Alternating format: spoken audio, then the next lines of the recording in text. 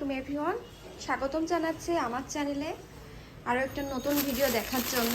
I hope আপনাদের কাছে ভালো লাগবে।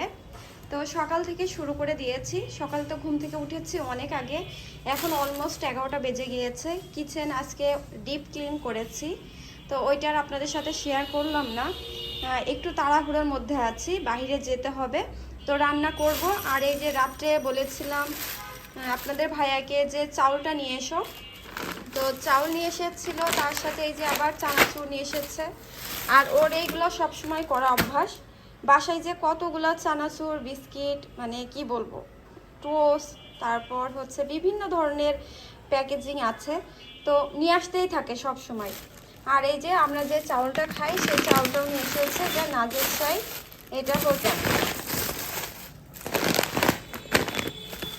5 কেজির একটা প্যাকেট। তো এইটা আমি দেখি উঠিয়ে নিচ্ছি। আর চলুন কী কী শেয়ার করব। তো আজকে মানে ব্লগটা আমি একটু শর্ট করতে যাচ্ছি, তবে প্রতিবারের মতো আমার শর্ট আর হয় না। যতই শর্ট করতে যাই যেন লং হয়ে যায়, তারপর আজ চেষ্টা করব একটু শর্ট রাখার জন্য। তাহলে চলুন কি রান্না করছি সেটা আপনাদের সাথে আগে শেয়ার করে নিই, আর এগুলো একটু আমি গুছিয়ে নিই। আর একটা জিনিস, এগুলো উঠিয়ে রাখি। আর চলুন আপনাদেরকে দেখাই যে আপনাদের ভাইয়া কি পরিমাণে বাসায় এইগুলো নিয়ে আসতেই থাকে। দেখেন, মানে খাওয়া দাওয়ার কি বলবো, 2টা ড্রয়ার ধরে, এইটারও নিচে আছে আরেকটা। কাজ করতে করতে মনে হলো দুপুরবেলা একটু কাঁচা আমটা খেয়ে নিই। বাসায় যেহেতু অনেকগুলো আম আছে, তো এটা কাঁচা আম কাসুন্দি দিয়ে আমি মাখিয়ে নিচ্ছি।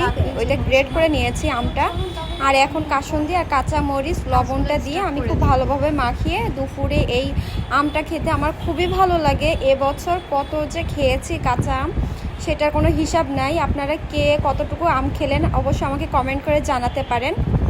তো আমটা এখন অবশ্য ভয়েস দিতে গেছে, আমার এখনই মানে খেতে মন চাচ্ছে। খেয়েছি, তারপরও আবারও খেতে মন চাচ্ছে এমনটা।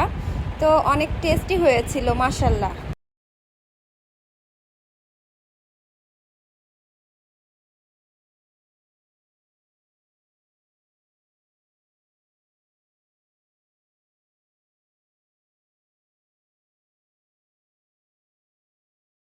তো এখন রান্না করব এই যে মুরগি। তো আগের দিন মুরগি নিয়ে এসেছিল, মুরগিটা অনেক বড় সাইজ ছিল।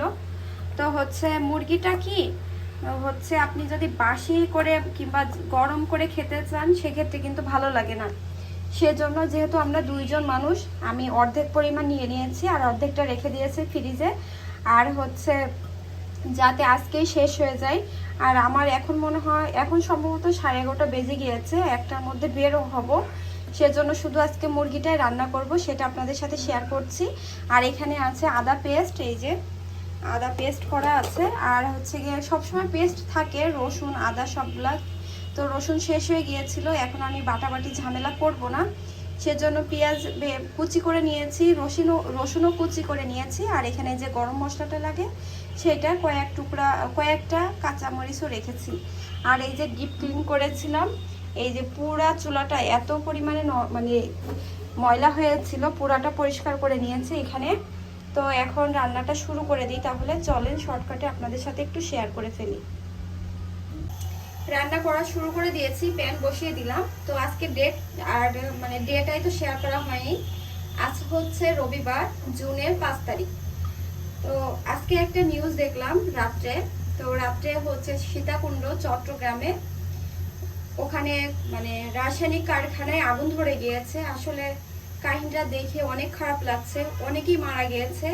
তারপরেও ফায়ার সার্ভিসকে ভুল ইনফরমেশন দেওয়ার কারণে ওনারা যখন বুঝতে পারেনি এটা রাসায়নিকের আগুন, ওনাদেরকে বলা হয়নি, তখন হচ্ছে ওনারা যখন এটা পানি দিতে গিয়েছে তখন ওইটা বিস্ফোরণ করে ফেলেছে। তো ওখানে আবার নাকি নিউজ চ্যানেলে লাইভও চলছিল। তো আসলে জিনিসটা খুবই খারাপ লাগছে যে কতগুলো মানুষের জীবন চলে গেল অকালে। সেই ফ্যামিলিগুলোর কথা চিন্তা করলে আসলেই খারাপ লাগে।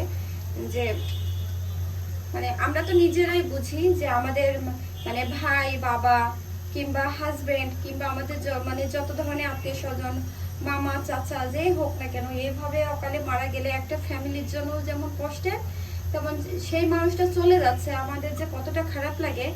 তো যারা হারাই অবশ্য তারাই বলতে পারবে।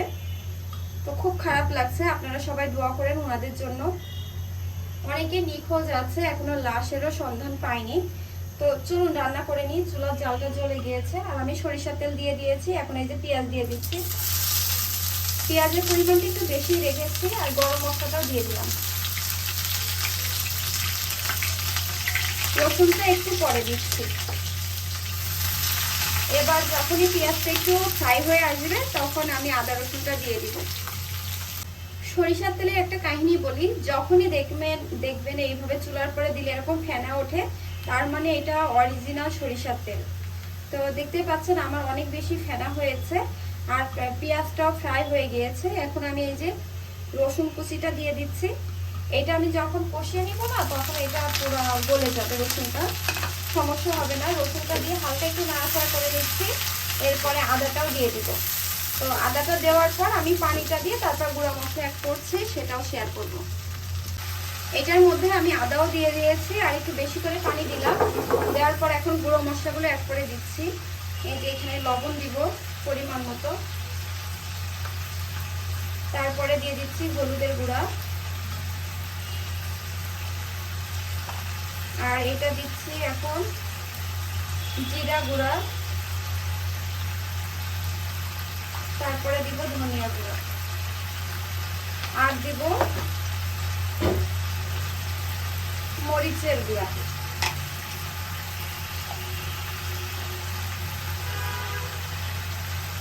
তো আমি আমার পরিমাণ মতো এখানে দিয়ে দিচ্ছি, যে যতটুকু ঝাল খেতে চান সেইভাবেই দিবেন।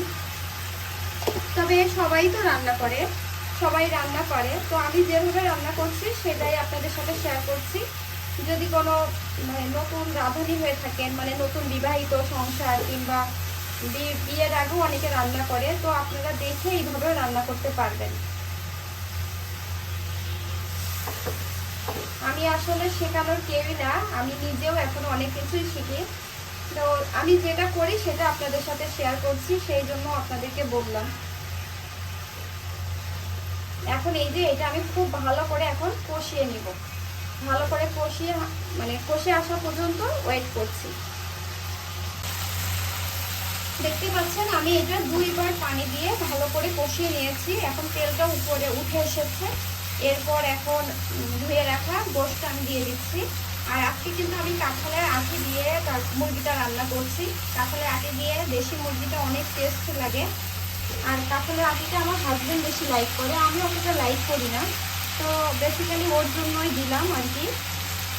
তো এখন এর ভিতরে এই যে মুরগিটা আমি দিয়ে দিচ্ছি।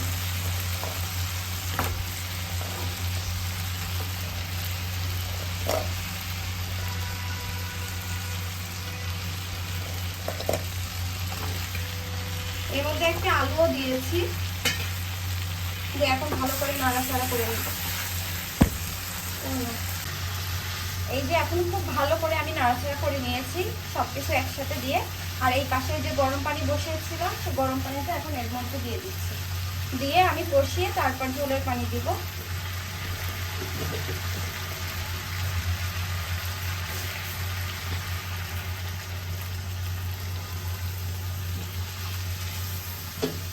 ব্যাস, খুব বেশি পানি দেওয়া লাগবে না, এই পানিতে কষানো হয়ে যাবে। এখন আমি ঢাকনা দিয়ে ঢেকে রেখে দিচ্ছি।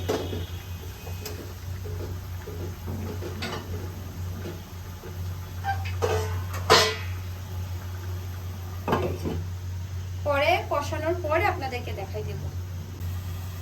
আমি ঢাকনাটা উঠিয়ে অনেকবার নাড়াচাড়া করে নিয়েছি। আর দেখতে পাচ্ছেন উপর থেকে তেলটা ভেসে উঠেছে। আর খুব ভালো করে আরেকটু কষিয়ে নিব।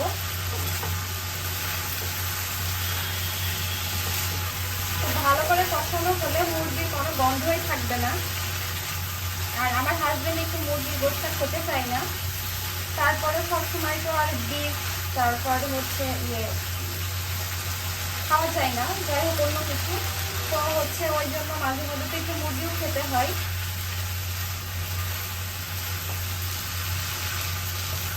এবার আমি খুব ভালো করে কষিয়ে তারপরে হচ্ছে পানিটা দিয়ে দিব।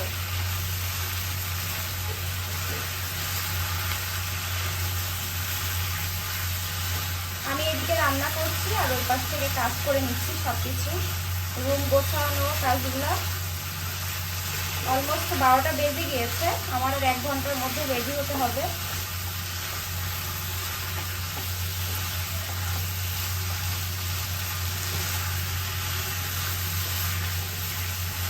কালারটা এসেছে অনেক ভালো। এভাবে কষিয়ে কষিয়ে তারপর আমি পানিটা দিয়ে দিচ্ছি। এই যে পানিটা দিয়ে দিই, এবার ঝোলের পানি। খুব ভালো মতো কষানো হয়ে গেছে।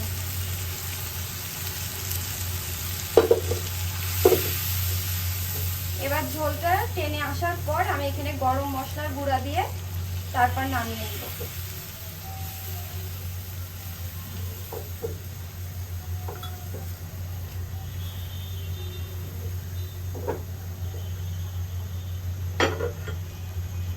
ঢাকনাটা দিয়ে ঢেকে রেখে দিচ্ছি।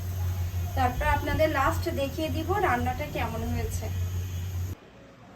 মুরগিটা রান্না করে নিয়ে চলে এসেছি টেবিলের উপর। তো আমি পরে যেটা বলেছিলাম, গরম মশলাটা দিয়ে দিব, মানে ঝোল পরিমাণ মতো রেখে।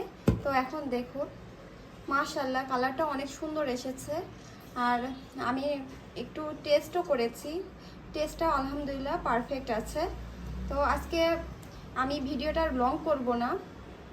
এটার মধ্যে কিন্তু আমি গরম মশলা গুঁড়াটাও দিয়ে দিয়েছিলাম, পরিমাণ মতো এটাকে রেখে দিয়েছি, যেহেতু বাইরে যাব তো আর লং করছি না। আজকে আমি এখানেই শেষ করে দিচ্ছি ব্লগটি। আপনাদের কাছে কেমন লাগলো অবশ্যই আমাকে কমেন্ট করে জানাবেন।